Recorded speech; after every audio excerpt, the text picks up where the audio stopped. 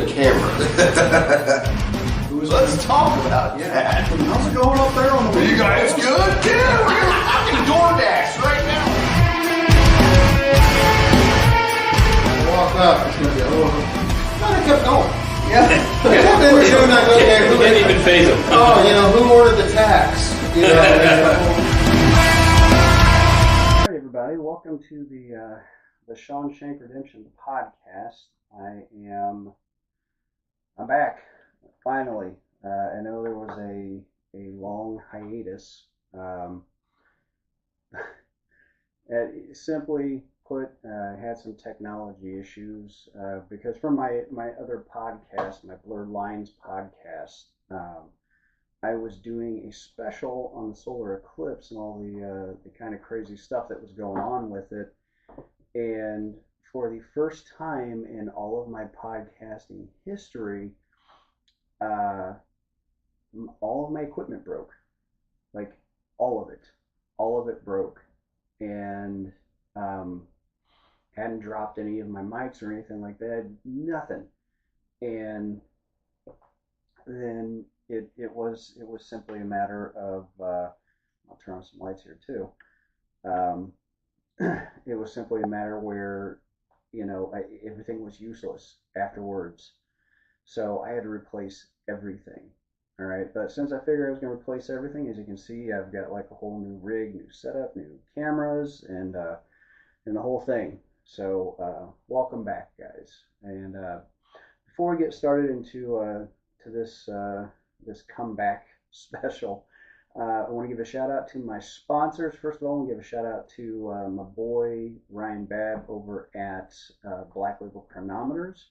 If you look right behind me, right here, this bad boy. That clock he made custom. I told him I wanted a clock that represented the Shawshank Redemption podcast, and he kicked that thing out in a couple weeks. So he will custom make anything. Now, here's what's cool. That clock is actually an old comedy album that he turned into a clock. So he will put it on an old album. He will take the idea that you give him and turn it into something even more than what you thought it would be. And on top of that, it's got great prices. But with those great prices, if you give him the code SHANK15, that's SHANK15, he'll give you a nice discount. Also, check out myvibe.com. That's myvyv.com. Now, what is myvibe? Well, if you're tired in the middle of the day, you need to pick me up. Say you're sitting at your cubicle, your boss is giving you more TPS reports. You take the myvibe, crack it open. Better than the 5-hour energy and healthier for you too. So check out myvibe.com, and again, use the code SHANK15. That's SHANK15, and they'll give you a nice discount. All right, so let's get to it. The Shawshank Redemption podcast. We're back. So as you guys know, a lot of this is focused on comedy and talking to comics and entertainers and things. Sometimes I do this thing where I sit here and solo record. Today is a solo record because one, I'm coming from my studio, but two, a lot of stuff happened between the solar eclipse, which was on April 8th, and now when it's almost June and I'm back in recording again. Had a bunch of shows, had some really interesting shows and some weird dynamics to talk about. The first thing I want to talk about is within less than a month, I had 2 shows at opposite ends of the age demographic spectrum. Okay. One of the shows was at a nursing home in northern Indiana, and the other one was at it was a corporate event, and it was at the Underground Laugh Lounge in Niles, Michigan. And it was for a room full of 18-year-olds. Now let's start with the nursing home. These folks reached out to the club and they asked if comics would do a show at the comedy club or at the nursing home. Because they can't just like throw a bunch of old people on a bus. I mean, getting half of them there would be impossible. So I reached out and said, yeah, because I've done them before. I love doing nursing homes. Those people, always a lot of fun. And so I set it up, and I bring the group Comedy Deli with me. And Comedy Deli is comprised of comic and improv artist Brad Miller, another guy named Otis Boggs, and in a tertiary sense, when he's in town, uh, Patrick Gone. You can find him on Patriot Pat on all the social medias. He does. He's a comic, but he does a lot of stuff with like pro and semi-pro wrestling too. Real fun guy. Um, so Pat happened to be in town, so I said, well, why don't we just all do the show together? Each of us do 15 minutes at this place. And so, it was the first time we'd all been on stage together in quite some time. And the lady that set it up, she was like, yeah, yeah, you can do it in our theater, And I was like, man, what kind of nursing home is this place? It's got a theater, right? So the day gets here, and all the guys show up. We all show up.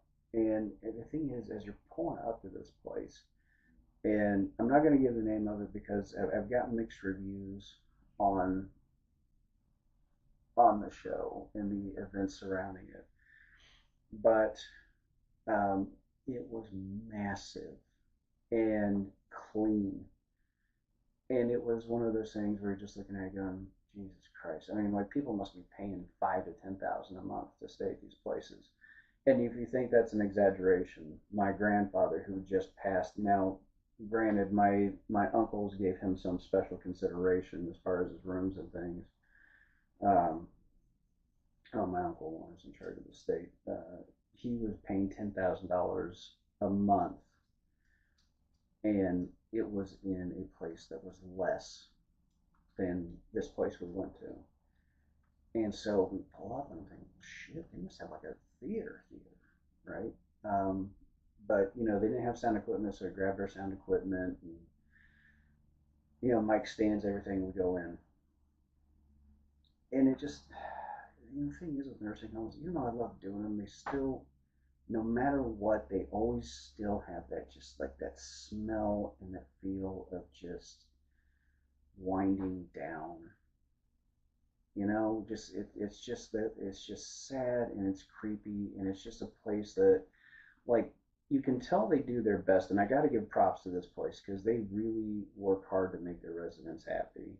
Bringing in comics and things, and some of the stuff at the theater, um, but they they really are doing their best for the people. But still, it's just like that feeling is in the air. And the thing is, like, there was a time when I was pre-med and doing clinicals and things, and uh, I had to do my clinicals in nursing homes, and some not good ones down in Oklahoma, and it was, gosh, so fucking depressing. It's just so depressing, right? But you know this place was spotless. It was beautiful. So we go upstairs to the theater. They get us upstairs, walk us down a hallway to where we, like, the theater, and we go in. It's just a room. It's just a room that has like pictures of, Humphrey Bogart, and like oldie timey stars, Marilyn Monroe, on the walls. And there's like a popcorn machine in the corner with, all this, like, these selections of, like the really expensive movie theater candy and shit, right? And so we're like, I get it. And they have like rows of these nice leather chairs for the residents to sit in. So it's, even though theater was a stretch for the term, or stretching the term, it was still nice. Like, again, I've got to give these people props. And now, before the show, this is like, for any comics watching this, I'm going to give you a solid piece of advice. Always get paid the day of. Never, unless it's special circumstances where you're dealing with like a television studio or an agency where they have a certain way that they pay.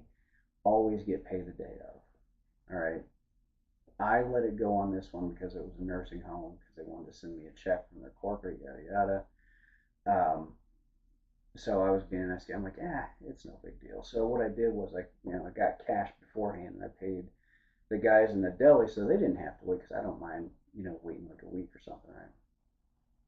So we get in there, we set up, and the lady that was running the thing, very nice lady, and she was like, hey, there are going to be some dementia patients in here, but they're like low key with what's going on with them. They don't scream, shout, et cetera, et cetera. And we're like, okay, that's cool.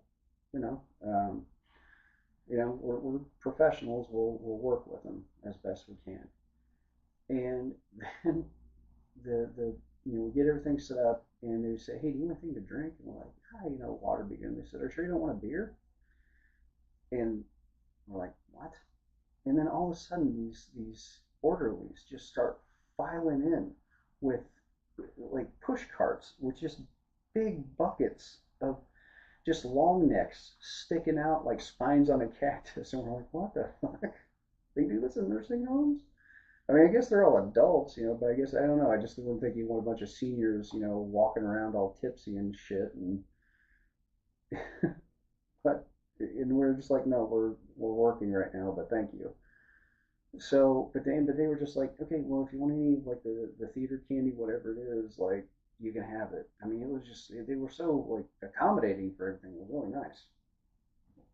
So, the folks start coming in and sitting down, and we didn't have a green room.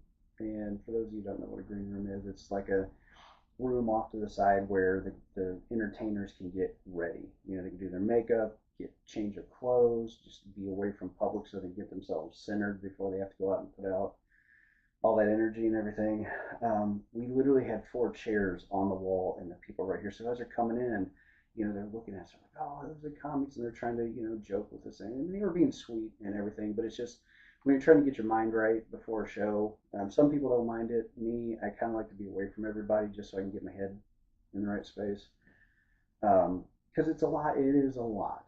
It's a lot of energy. It's like basically when you have your car ride to work in the morning, um, which I teach college, so I still have that. But you have that time to kind of get yourself mentally prepared for your dumb bosses and your shitty coworkers, et cetera, and the job that you have to do. It's the same thing. We are putting out so much energy, and that 15 minutes to half an hour to an hour, whatever it is, um, but not having that, it's like they're out there just kind of stealing that energy, and it's tough to get prepped, right? So, and the old ladies are being cute old ladies, and they're flirting with us, because we're younger guys, and it was interesting. But here's the thing, like, we were not, well, the other guys, because they hadn't done nursing home shows before. I had done bunches of them. They were worried, like, man, I don't know if my stuff's going to translate, blah, blah, blah. And I'm like, guys, they're people. They may not get all of the stuff, but they're going to get a lot of the stuff. They're pretty savvy. Like, if you start saying things like yeet and no cap and bussin' for real, yeah, they may not get it because the lowest age in there was probably 75, but everything else would be fine.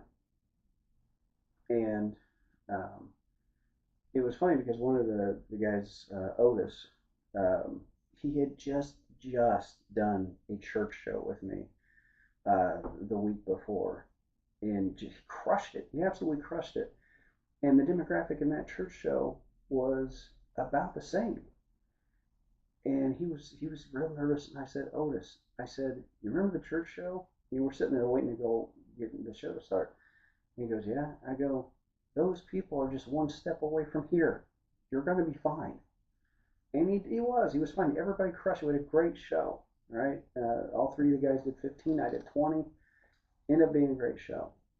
Now, where the advice about the money comes in is um, they're supposed to mail me a check and supposed to mail me a check and supposed to mail me a check. And after 3 weeks, I was sending them an email. I'm like, hey, haven't been paid yet, and I've already extended the money out to the other comics, so I'm out the amount, right? And okay, I'll let him know. All right, not too pressureful. And then another week and a half goes by, and I'm like, look, um, we did this show, and you guys said that you're going to pay me, and you haven't yet. And this is when I start getting like the business Sean of in, and I'm just like, I need to know when this is happening. And the lady said, look, I forwarded this on to our comptroller. Here's his direct email. And so I emailed him immediately. And I was like, hey, I need to know when this is going to happen. And he said, oh, well, we've had, changes of administration and this, that, and the other. And when he did that in my head, I'm like, I will never, ever do a show and not get paid day of. And when I say day of, I'm talking like when I get there, you hand me money. Like I have integrity. I'll do the show. I don't care if you paid me and I haven't performed yet. I'm there, so obviously I'm going to perform, right? Um, but then he was basically saying the check will be cut this week, and that's it's like that old saying that comics used to do. The check is in the mail kind of thing, and I'm just like, okay. So then I had a decision to make, and this is a decision, you know, in the day and age we live in, with things might have to turn litigious, right?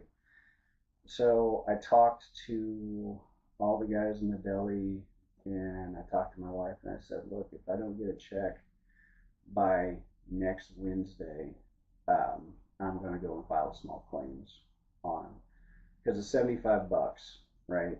And I made more than that, but it's worth it to lose that amount of money on the principle of the thing because they need to know that you don't do this to people.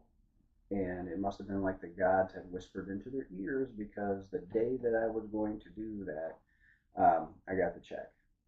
So, but the problem is they put Comedy Deli and my name in the pay to, and Comedy Deli is the umbrella business that we use when we book gigs like that. So we'll have to see if I'm going to be able to cash a damn thing.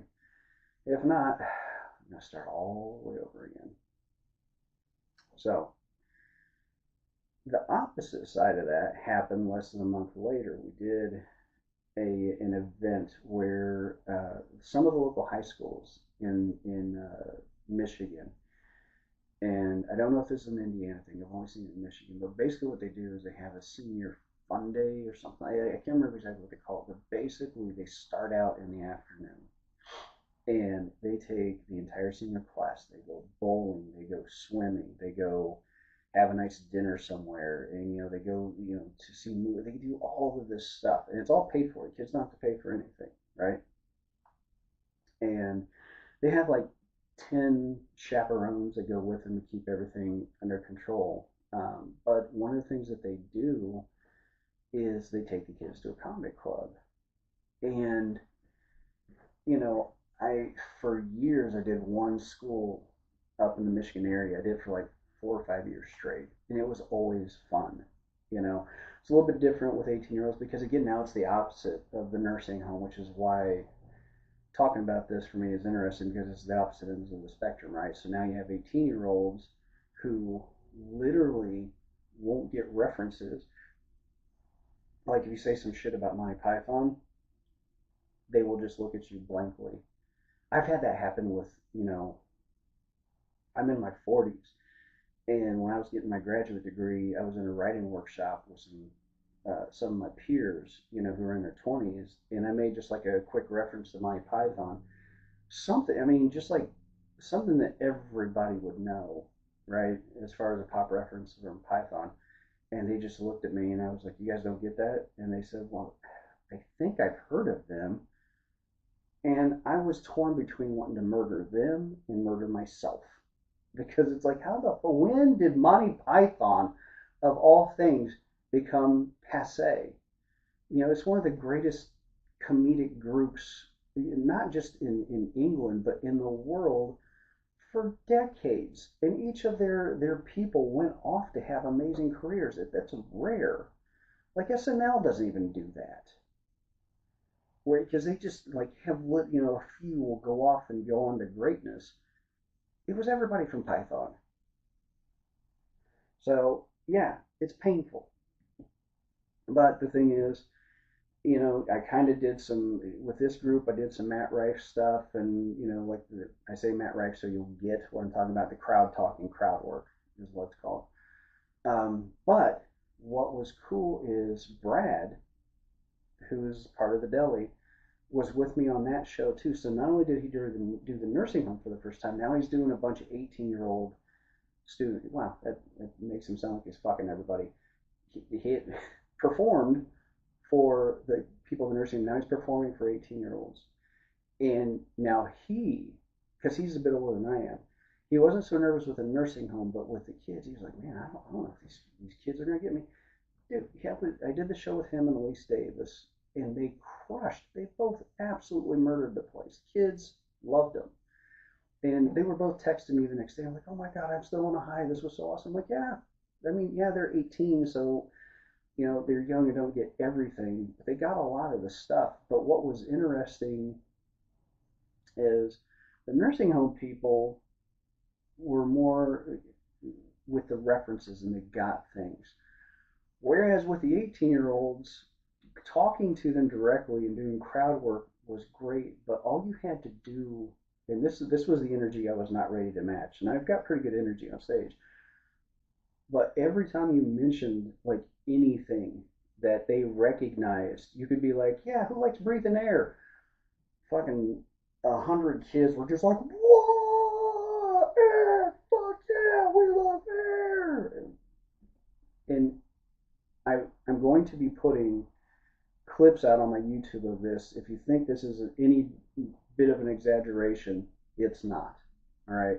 But I loved it. I love the kids. It was amazing. They were funny to talk to. There was one kid on the front row, and I always do this. I find somebody and I just hammer them, throughout my set, but like in a loving way.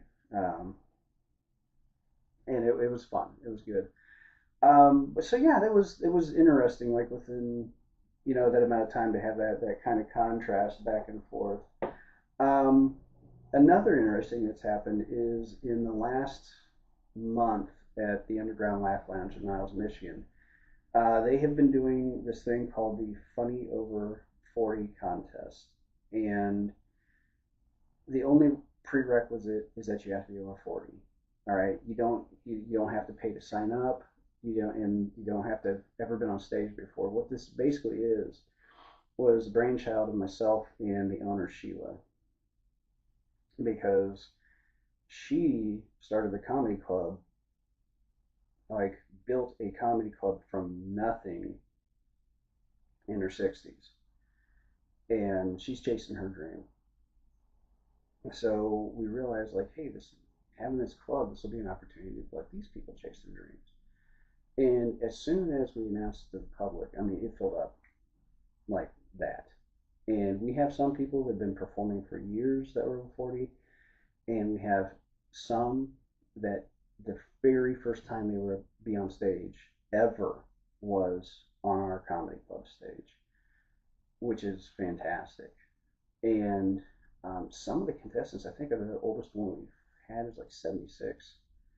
So it's amazing to watch like these people come out and chase their dream and do something that is so frightening. And maybe it's easier when you get older because you just don't give as much of a fuck. But public speaking is always scary, right? They did a massive study some years ago, and the number one fear in the United States, at least, is public speaking. The number two fear is death, right? So I got to give credit where credit's due these people. And as a matter of fact, the finals are tonight for the contest. We have eight finalists, and two of them out of the six, their very first time on stage was in the preliminaries. So like, just it's been an amazing run. And I think it's really neat to see people like chasing a dream like that. You know, you sit around your whole life and you're thinking, you know, like, man, I always like to try. And I've heard that from other people. It's like, it's always in the back of my brain. Like, man, I'd love to try that. I'd love to get it. And I recommend to everybody, do it. Get up on stage. You know, try it at least once. Because one, you'll answer some questions that you may have had about yourself. And two, there's not another experience like it. I've done TV, radio, stage, theater. I've been in a few lower end movies. You know, I've done all this stuff. Nothing is like stand up. It's just not. Um, you know, it's. I would love to see everybody because here's the thing. I think everybody has the ability to be funny for 5 minutes if they have the right amount of coaching. I really do. Um, so, but anyway, it's a cool thing that's going on. So I'm really excited for it. And the person that wins gets a paid week as an MC at the comedy club. Now, what's cool about that is if you have somebody who's never been on stage before ends up winning tonight, that means if they do nothing else between now and that week, their very third time on stage, they're going to be a paid professional. And that's cool as shit. So, right. One of the things I want to talk about today, too, is I had the distinct pleasure of opening for somebody who is like uh, famous adjacent. Okay. Um, and he talks about it on stage. You know, like his, who's he compare himself to? Frank Stallone was one of them. But like the siblings of famous people. The guy I'm talking about is Kevin Farley, brother of the very famous Chris Farley. Um, Now Chris was always one of my comedic idols coming up. You know, I know he was a mirror of Belushi. You know, he idolized Belushi in everything he did. Unfortunately, to the end too. Um, but you know, he's had so many imitators. Jack Black being one of them. You know, it's and you look at Belushi as Black's grandfather, so to speak. I mean, it's just Chris was amazing, and even in my earlier days, I had my hair cut like him, and I would do Farley impressions on stage, like for my professional shows when I was first into it. Um, but nonetheless, uh, it was a big deal, and when you're that degree of, I mean, even I want to mention too, like at the comedy club, we have a massive laser printed mural in the club, and Farley is the very first picture on there. Um,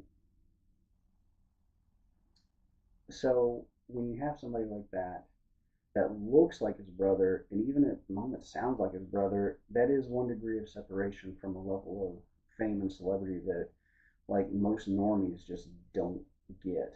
All right, so when his tickets went on sale at the club, I mean, like sold out in a heartbeat.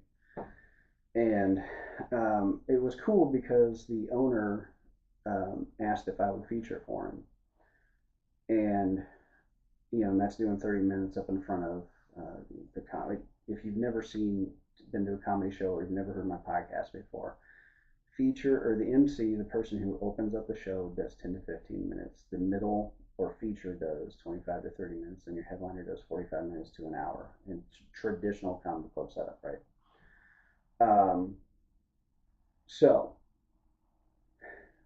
yeah, and when she was like, "Okay, yeah, I would absolutely love to open, for him." I've heard mixed reviews from other comics about his stand up and everything, like what kind of stand up he was. But the one thing I consistently heard from everybody was he's a nice guy. Across the board, people just said, "Yeah, he's a nice guy. He's good to work with. You'll like him, yada yada." So okay, all right, cool. Um, so I get to the club, night of the show, and we're getting everything set up. 3 sold out shows for him. And we're getting everything set up, and he's sequestered in his room, and he's been treated like royalty in Niles because again, that 1 degree of separation. People are like, oh my God, this guy.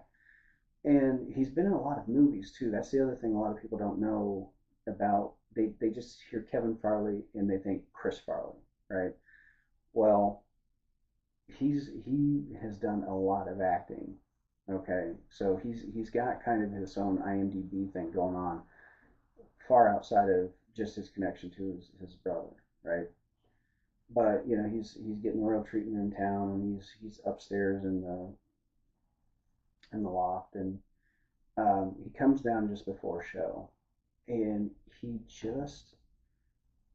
looks like he looks like Chris. It's the craziest thing. Like, he walks down, and you see him. He's definitely not as big as his brother, but if you put a beard and glasses on Chris Farley, it was kind of it took me a second. But the thing I was the least of my concerns was it was his connection to his brother. Like, I appreciated it and everything, but the first thing I said to him was like, "Look, man, I know the whole thing about your brother. You probably get a million questions and everything." I said, "But I'm going to tell you, like, right now, while you're here, I'm just going to treat you like a comic because that's what we're here to do." You know, because I don't know. I just felt like I want to give him his respect as a comedian. Like, I get that your brother, your name, and everything. That is what helps build this, but you're here headlining, so you know that you're there for a reason, not just the name. And I know that doesn't only play with certain celebrities, like Screech. Before he passed, I worked with Dustin Diamond. I worked with him, and he he was great. A lot of people had problems with him. I had no issue with him. Not one issue with him. Um, he was. I found Dustin to just be like that nerdy kid that people just didn't understand, right? Because, like, and here's an example. After the show, um, I was hanging out with him. We went and got dinner. His at the time it was his fiance and my ex. We all went out to dinner and then went back to the hotel and ate in the lobby. And I remember we're sitting there, and dude didn't even talk about, like, movie anything. Dude was talking about World of Warcraft, and he was showing me trigonometry tricks on napkins. He was just a nerdy kid, right? And funny. He did a really good job. Like, he was up there for 45 minutes each night, and he did a great job. And that's why I was looking for from Kevin. And he's been doing stand up, I think, 17 years. So I just kind of mentally removed him from the fact that he was Chris's brother. And I just wanted to see how he swung away on stage. Now, being who he is and everything, I went for the throat of the crowd when I was up there. Like, I just went as hard as I possibly could on stage, and I had 3 great sets that weekend. But Kevin just, as hard as I went, and I did great. People have seen me 100 times, came up to me after the shows, and I'm like, Jesus Christ, you've never been this funny. Which is a weird thing to say, but I appreciate it, right? Um, but Kevin did great. Like, he's a good comic. I watched him work all weekend, and he handles his business. He does what and this is after me doing 30 straight minutes of, a mix of my material plus crowd work, and just swinging hard at the crowd, and he still went up and did fine. It's not an excoriation of me, like, obviously it's easy to follow, or what it was like. It was just one of those nights where the MC started, and it was just the laughter level was up here, and it just didn't stop until the end. Um, but the thing about Chris was that I found to be true because I didn't watch any of his stand up or any of that stuff beforehand because I just wanted to experience it live, firsthand. But as Bill, he's a super nice dude. He was very nice. When the MCs were back there, like he took legitimate interest, and he doesn't have to because there's a level of fame there. And he just been like, hey, I'm tired, I flew in, blah blah blah. But he didn't do that. One of the MCs was Otis from the deli, and Otis was talking about his days as an over the road truck driver, and Kevin was just enthralled with it. And he asked him all kinds of questions, like, yeah, man, what about this? And what about this? And it was just really cool. I mean, he was just so nice. And the thing is, too, like, he was a rugby player. I did not know this, and I've always wanted to play rugby. It has always fascinated me, and I would love to go out and attempt to play rugby, even at this stage in the game where I'm kind of worn down, with the joints and everything. But there was some shit that I found out about rugby in the middle of the scrum. I don't know if you know this, but in the midst, like all we see, up there are like the people locking shoulders and back and forth, right? Underneath, their little feet are just a fucking kicking like this. They're kicking each other's shins. Because the ball, whatever they call that oblong looking fucking, something sesame seed looking thing. They're trying to kick it back and out towards their people, right behind them, so they can pick up the ball and run. So we don't see the underneath, but it's like a duck on water, kind of smooth on the surface, but underneath their little feet are just fucking going crazy. And it was fascinating. And we talked, it was cool because when the MC was up there and prior to the show, I got to sit and talk to him about those things for about 15 minutes. And that was really nice. But the thing is, I go for half an hour, and then he and the MC are in the green room, and then I come back and he's on stage for an hour, 45 minutes to an hour. So it's like I didn't get as much time to sit and talk with the guy as I wanted to, but he was very nice, very nice, and he did tell a few stories about his brother in the green room, and he did talk about him on stage, but it wasn't like overdone. It wasn't too much, and it's definitely not like he was leaning on it, like, oh, he's having a hard time on stage. Hey, you guys want to hear a story about my brother? That's not at all what it was. Like, he was up there legitimately swinging away and doing a great job, so it was cool. The one thing that I thought was really neat too is Sheila, the club owner, really wanted, and Carl, her husband, wanted him to sign his brother's picture that we have on the wall, the mural, and he did that. And for some reason, everybody's got their different attachments to things that are sentimental to them. And I guess Chris was a favorite because she had to pick the comics that were going to be on that mural, and he was like the first one she wanted. And the fact that not only was he at her club, but he signed his brother's picture on the arm, it was very cool. It was a cool moment, We all took pictures and everything. It was neat. So that was a good experience overall. I like having folks in there that kind of bring that nostalgia back from stuff we saw growing up and being kids. Bobcat Goldthwait's going to be at the club in November, and I mean, Jesus Christ, I can't. And I'm only MC. He's bringing his own feature. I'm going to MC one of the shows because I'm going to share the wealth with the other comics in the area. But I mean, Shakes the Clown, uh, what Hot to Trot was the movie he was in. Um, Good Lord, I mean, the Police Academy movies. I mean, he just, in Windy City Heat. I mean, he is amazing, amazing. And the thing is, for those that don't know, he doesn't do the screaming shit anymore either. He's one of the smartest stand-ups in the country. And I don't know, I think people are still kind of attuned to the shit that he used to do. But that's not him anymore. Like his straight, and it's just brilliant.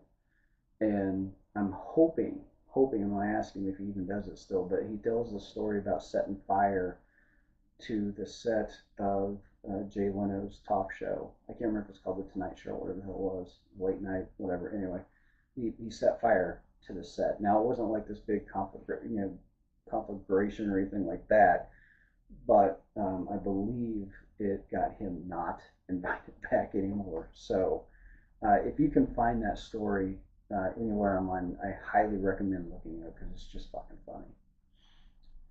All right. No, it looks like it's about time, guys. I'm gonna have to bust out of here because I've got the Funny Over 40 competition to get ready for tonight, and I've actually got to start getting scripted and written down the ideas for my next Blurred Lines podcast. That's another thing that I do. If you're a fan of this podcast, I do throw some mentions to conspiracy theory type stuff on here, but I'm trying to keep this more just with the comics and the entertainment, things like that. But Blurred Lines, is a conspiracy theory podcast, but it's more of a connecting the dots and letting you figure out for yourself what you think. Um, I do have some opinions on things, and not just opinions, but things that are hard fact that people just cognitive dissonance. I don't know. They don't want to admit to it or whatever. But it's something where I offer the evidence and things like that, and then you think for yourself. And the only thing I'll tell you when it comes to blurred lines, always just do your research, guys. Do your own research because I've done mine, all right, for years, and that's how I'm able to come up with opinions and things. So definitely check it out. It's in all the places this is, the iHeart and everything. And also, it looks like I might be going to Roku too. So yet another place that you're going to be able to find me talking. All right, so thanks guys very much for coming out. It's like your other show for watching, listening. If you're listening to audio files of this stuff, I appreciate so much every one of you. Don't forget to check out Black Label Chronometers, and myvibe.com, myvibe.com. They will give you good discounts if you use Shank15. That's SHANK15. And outside of that, Guess what it comes down to is get busy laughing